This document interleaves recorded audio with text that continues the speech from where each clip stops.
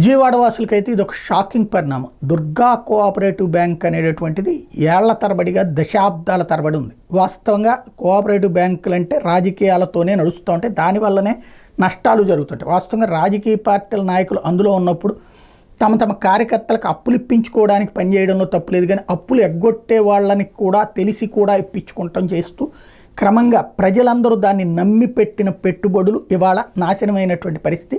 ఏకంగా reserve bank licence రద్దు చేసి పడేసిన దుర్గా కోఆపరేటివ్ బ్యాంక్కి తాజాగా రిజర్వ్ బ్యాంక్ ఆఫ్ ఇండియా మంగళవారం ఈ లైసెన్స్ రద్దు చేసింది. ఈ బ్యాంకు తగిన మూలధనాన్ని నిర్వహించట్లేదని, ఆదాయాలు పొందే సత్తా కూడా లేదని, బ్యాంకింగ్ రెగ్యులేషన్ చట్టం 1949 నిబంధనలు పాటించడంలో విఫలమైందంటూ ఆర్బీఐ ఈ ఆర్డర్ వేసింది.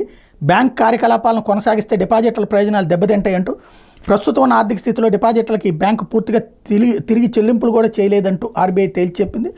2024 నవంబర్ 12న వ్యాపార వేళలు ముగిశాక ఎటువంటి బ్యాంకింగ్ వ్యాపార కార్యకలాపాలను నిర్వహించొద్దని చెప్పి ఆర్డర్ వేసింది.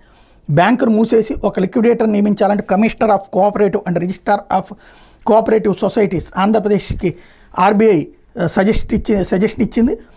ఇప్పుడు లిక్విడేషన్ ప్రక్రియలో భాగంగా ప్రతి డిపాజిటర్కి డిపాజిట్ బీమా క్లెయిమ్ మొత్తాన్ని పొందుతారు. Deposit insurance and credit guarantee corporation కింద గరిష్టంగా 5 లక్షలు వస్తాయి. బ్యాంక్ సమర్పించిన గణాంకాల ప్రకారం 95.8% మంది డిపాజిట్లు తమ డిపాజిట్లోని పూర్తి మొత్తాన్ని డిఐసిజిసి నుంచి పొందుతారు.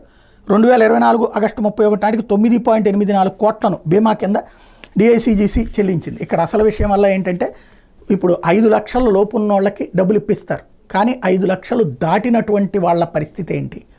అక్కడ 6 లక్షలు, 10 లక్షలు, 15 లక్షలు. సాధారణ కోఆపరేటివ్ బ్యాంకులో తక్కువ వడ్డీ వస్తుంది. ప్లస్ అక్కడ ఏం చేస్తారంటే ఎఫ్డి కమ్ ఆర్డీలు ఉంటాయి. అందులో అంటే మనం 1 లక్ష రూపాయలు డబ్బులు వేస్తే మనకి బ్యాంకుల్లో అయితే కనుక ఎఫ్డీల్లో 4%, 5% మ్యాక్సిమం 2 ఏళ్ళు 3 ఏళ్ళు ఉంటే 6-7% వస్తుంది. అదే కనుక కోఆపరేటివ్ బ్యాంకుల్లో అయితే కనుక 11% దాకా ఇస్తారు. ప్లస్ ఈ 11%ని ఆర్డీలోకి కన్వర్ట్ చేసుకోవడం అంటే ఈ డబ్బులు తీసుకెళ్ళి నెలకి ఖాతా కింద ఒక ఖాతా తీసేస్తే రికరింగ్ డిపాజిట్ కింద దాంట్లో వేసేస్తే ఇది ఒక 5 ఏళ్ళు తిరిగేటప్పటికి దాదాపుగా 1 లక్ష రూపాయల వాళ్ళకి 1,80,000, 1,70,000 దాకా వచ్చేస్తాయి. మామూలుగా ఇదివరకటి రోజుల్లో అయితే కనుక ఒకప్పుడు 5 ఏళ్ళకి డబ్బులు ఉండే అలాంటి సిస్టమ్ని తర్వాత కోల్పోయాం. ఇప్పుడు 10 ఏళ్ళు 11 ఏళ్ళు పడుతుంది ఒకసారి ఫిక్స్డ్ డిపాజిట్ చేస్తే డబ్బులు కావాలంటే.